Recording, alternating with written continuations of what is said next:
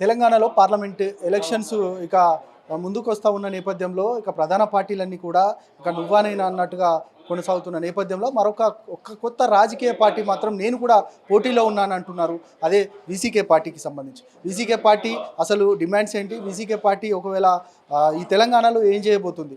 ప్రధానంగా ఎంతమంది పోటీ చేయబోతున్నారు? ఇక అన్ని అంశాలపైన మనతో మాట్లాడడానికి వీసీకే పార్టీ రాష్ట్ర అధ్యక్షులు ఇక జిలకర్ శ్రీని గారు మనతో పడుతున్నారు. అన్న, ఏంటి అసలు మీ పొలిటికల్ డిమాండ్ ఏంటి? అసలు మా ప్రధానమైన డిమాండు భారత రాజ్యాంగాన్ని కాపాడుకోవడం, దక్షిణాది రాష్ట్రాల మీద ఉత్తరాది రాష్ట్రాల పెత్తనాన్ని ఎదుర్కోవడము, తెలంగాణలో పారుతున్న కృష్ణా గోదావరి నదుల మీద తెలంగాణ ఆంధ్ర ప్రజలదే హక్కు అనే విషయాన్ని ప్రజలకి చాటి చెప్పటం, ముఖ్యంగా తెలంగాణ రాష్ట్రాన్ని ఏర్పాటు చేయడానికి ఉమ్మడి ఆంధ్రప్రదేశ్ విభజన చట్టం చేశారు.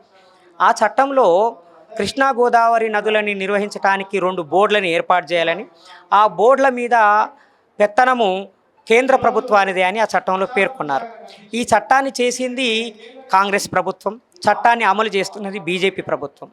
దాన్ని వ్యతిరేకించాల్సింది గత ప్రభుత్వం అయిన బీఆర్ఎస్.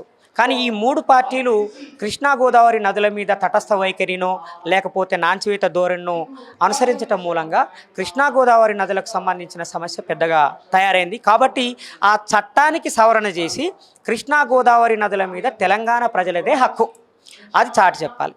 ఇంకొక ముఖ్యమైన విషయం ఏంటంటే, తెలంగాణలో పెడుతున్నటువంటి కంపెనీలలో ఉత్తరాది నుంచి వచ్చిన వాళ్ళకి ఉద్యోగాలు ఇస్తున్నారు, కానీ దక్షిణాది రాష్ట్రాలకు సంబంధించిన వాళ్ళకి ఉద్యోగాలు ఇవ్వట్లేదు. అందుకని ఇక్కడ పెట్టే కంపెనీలు తెలంగాణ భూమిలో పెడుతున్నారు, తెలంగాణ ప్రభుత్వ సహకారంతో పెడుతున్నారు. కరెంటు, నీళ్లు ఇత్యాది అన్ని వనరులు తెలంగాణ ప్రభుత్వమే ఇస్తున్నది. కాబట్టి తెలంగాణలో ఉన్నటువంటి యువకులకి, నిరుద్యోగులకి 60% ఉద్యోగాలు ఇవ్వాలి.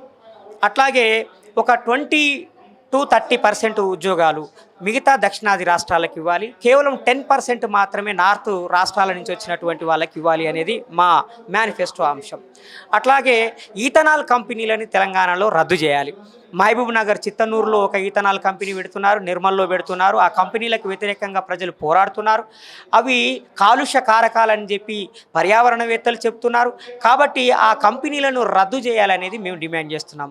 కారణం ఏంటంటే, ఈ కంపెనీలకు వ్యతిరేకంగా పోరాడుతున్న ప్రజల మీద కేసులు పెట్టి అణిచివేస్తున్నారు. రాష్ట్ర ప్రభుత్వం వెంటనే రేవంత్ రెడ్డి గారు ఈ విషయం మీద ఒక స్పష్టమైన ప్రకటన చేయాలని కూడా నేను డిమాండ్ చేస్తూ ఉన్నాను. అట్లాగే SC/ST అట్రాసిటీ యాక్ట్ని బలంగా అమలు చేయటం, 141A CRPCని వర్తింపజేయకుండా చూడటం, దళిత పంచాయతీలని అభివృద్ధి. ప్రధానంగా అన్ని రాజకీయ పార్టీలు, అంటే ఇప్పుడు ప్రధానంగా తెలంగాణలో చాలా రాజకీయ పార్టీలు ఉన్నాయి, వారి ఎజెండాలతో ముందుకెళ్తా ఉన్నారు. బీఎస్పీ పార్టీ ఏమో బహుజన సిద్ధాంతం అంటుంది, ఇక మిగతా ఏదైతే బీఆర్ఎస్ పార్టీ ఏమో తెలంగాణ కోసం మేము పుట్టిన పార్టీ అని చెప్తా ఉంది. మీరు ప్రధానంగా ఏం చెప్పబోతున్నారు? మీ పార్టీ యొక్క మూల సిద్ధాంతం ఏంటి అంటే ఏం చెప్తారు? మా పార్టీ యొక్క మూల సిద్ధాంతం బై ఫిలాసఫీ, అంబేద్కరిజం, మార్క్సిజం. ఈ 2 సిద్ధాంతాలతో కుల వర్గ నిర్మూలన అనే అంశం మీద మనం పోరాటం చేస్తున్నాం. కానీ ఈరోజు నరేంద్ర మోడీ సనాతన ఫాసిజం, సనాతన ధర్మం పేరు మీద భారత రాజ్యాంగాన్ని తొలగించడానికి, కుల వ్యవస్థని, వర్గ వ్యవస్థని కాపాడడానికి ప్రయత్నం చేస్తున్నాడు. అందులో భాగంగానే ముస్లింలకు వ్యతిరేకంగా విద్వేషకరమైన వ్యాఖ్యలు చేస్తున్నాడు, చాలా ప్రమాదకరమైన మాటలు మాట్లాడుతున్నాడు. ఒక ప్రధానిగా ఉండి అలాంటి మాటలు మాట్లాడడం సరైనది కాదు. రాష్ట్రంలో కిషన్ రెడ్డి గారు కావచ్చు, అదేవిధంగా రాజాసింగ్ కావచ్చు, బండి సంజయ్ గారు కావచ్చు, ఈటల రాజేందర్ కూడా, ఇలాంటి వాళ్ళంతా కూడా తెలంగాణలో ఉన్న ఒక సామరస్యపూర్వకమైన వాతావరణాన్ని, శాంతియుత వాతావరణాన్ని దెబ్బతీసే విధంగా వాళ్ళు మాట్లాడుతున్నారు. ఈ తెలంగాణ ప్రజాస్వామిక స్వభావానికి విరుద్ధం. కాబట్టి తెలంగాణ ప్రజల్ని, ఈ దేశాన్ని కాపాడుకోవడానికి, రాజ్యాంగాన్ని కాపాడుకోవడానికి, లౌకిక విలువల్ని కాపాడుకోవడానికి జాగృతం చేయడానికి మేము పోటీ చేస్తున్నాం. ఇక ఏదైతే ఈ పార్టీకి సంబంధించి వీసీకే పార్టీ అని అంటే ఇప్పుడు తెలంగాణకు ఇప్పుడిప్పుడే పరిచయం అవుతున్న సిచ్యువేషన్. అసలు వీసీకే పార్టీ అంటే ఏంటి? వీసీకే పార్టీ ముఖ్య ఉద్దేశం ఏంటి అసలు? వీసీకే పార్టీ విముక్త చిరుతల కచ్చి, తమిళంలో కచ్చి అంటే పార్టీ, తమిళంలో దాని పేరు విడుదలై చిరుతగల్ కచ్చి, తెలుగులో విముక్త చిరుతల కచ్చి, ఇంగ్లీష్లో అయితే లిబరేటెడ్ ప్యాంథర్స్ పార్టీ. ఇది బేసిక్గా మార్క్సిజం, అంబేద్కరిజం సిద్ధాంతం ప్రాతిపదికన పనిచేస్తుంది. మా వ్యవస్థాపక అధ్యక్షులు డాక్టర్ తోల్ తిరుమావలోవన్ గారు 2 సార్లు చిదంబరం కాన్స్టిట్యున్సీ నుంచి ఎంపీ. తమిళనాడులో మాకు 4 ఎమ్మెల్యేలు ఉన్నారు, వందలాది మంది లోకల్ బాడీ రిప్రజెంటేటివ్స్ ఉన్నారు. తమిళనాడులో చాలా పెద్ద పార్టీ మాది, డిఎంకే నాయకత్వంలో ఉన్న అలయన్స్లో ఉంటాం. అట్లాగే ఆంధ్రప్రదేశ్లో మా పార్టీ పనిచేస్తుంది, కర్ణాటకలో చేస్తుంది, కేరళలో చేస్తుంది, తమిళనాడు ఎట్లాగో బేసిక్, మహారాష్ట్రలో చేస్తుంది. అందుకని సదరన్ స్టేట్స్ అన్నిట్లో మా వీసీకే పార్టీ పనిచేస్తుంది. మాది గత సంవత్సర కాలంగా ఇక్కడ మా యాక్టివిటీస్ స్టార్ట్ అయినాయి. మీరు గమనించి ఉంటారు, రాష్ట్రంలో కానీ దేశంలో కానీ జరిగిన ప్రతి సంఘటన మీద స్పందించేది ఒక మా పార్టీయే. మహిళల మీద లైంగిక వేధింపులు జరిగినప్పుడు ఉమెన్ రెజ్లర్స్కి మద్దతుగా ఆందోళన చేసింది మేము. అత్రాసులో చంపినప్పుడు, మా మనీషా వాల్మీకిని చంపినప్పుడు ఆందోళన చేసింది మేము. సో రాష్ట్రంలోనైనా దేశంలోనైనా ఏ సంఘటన జరిగినా నిఖార్సుగా రాజీ లేని పోరాటం చేస్తున్న పార్టీ వీసీకే. ఎవరు చేశారు అసలు ఇప్పటివరకు? బహుజనవాదం అని చెప్పి ఏ పార్టీ కూడా చేయలేదు, మేము మాత్రమే చేశాం. కాబట్టి మాది పాత పార్టీ, కొత్త పార్టీ ఏం కాదు. అంబేద్కర్ ఎంత పాతనో మా పార్టీ కూడా అంత పాతది. మీ మేనిఫెస్టోలో ఒకటి చూశాను, దక్షిణాదికి వివక్ష జరుగుతుంది, దక్షిణాది రాష్ట్రాలపైన చిన్న చూపు అంటే ఎవరు చూస్తున్నారు, దక్షిణాదికి ఎలాంటి అన్యాయం జరుగుతుందంటే మీరు ఏం చెప్తారు? ఇప్పుడు ఇదే ప్రశ్నని రేవంత్ రెడ్డి గారిని అడిగారు. రేవంత్ రెడ్డి గారు చాలా స్పష్టంగా చెప్పారు. ఒక ముఖ్యమంత్రి స్థాయిలో ఉన్నటువంటి వ్యక్తి మా దక్షిణాది రాష్ట్రాలకి అన్యాయం జరుగుతుందని చెప్పారు. కేటాయింపులో అన్యాయం జరుగుతుంది. ₹1 మనము కేంద్ర ప్రభుత్వానికి పన్నుల రూపంలో కడితే ₹2 మాత్రమే మనకు వస్తున్నాయి. అదే గుజరాత్ కానీ లేదంటే రాజస్థాన్ కానీ బీహార్ కానీ వాళ్ళు ₹2 ఇస్తే వాళ్ళకి ₹12 ఇస్తున్నారు. ఈ రకంగా దక్షిణాది రాష్ట్రాల నుంచి కేంద్రానికి అత్యంత ఎక్కువ ఆదాయాన్ని ఇస్తున్నాం, కానీ కేంద్రం మనకి ఖర్చు పెడుతున్నది మాత్రం ₹2 మాత్రమే ఉన్నాయి. అందుకని ఇది ఆర్థికపరమైన దోపిడీ. రెండోది ఏంటంటే తెలంగాణ రాష్ట్రం ఏర్పడడం, నరేంద్ర మోడీ అధికారంలోకి రావడం, రెండు ఒకటేసారి జరిగినాయి. ఒకే దేశం ఒకే మార్కెట్ అనే పేరు మీద ఆయన తీసుకున్న ఆ నినాదంతో తెలంగాణలో ఉన్న మార్కెట్లోకి మొత్తం గుజరాత్ రాజస్థాన్ వ్యాపార వర్గం వచ్చి చొరబడ్డది. ఇక్కడ స్థానిక వ్యాపారులకి ఎవరికి అవకాశాలు లేకుండా పోయినాయి.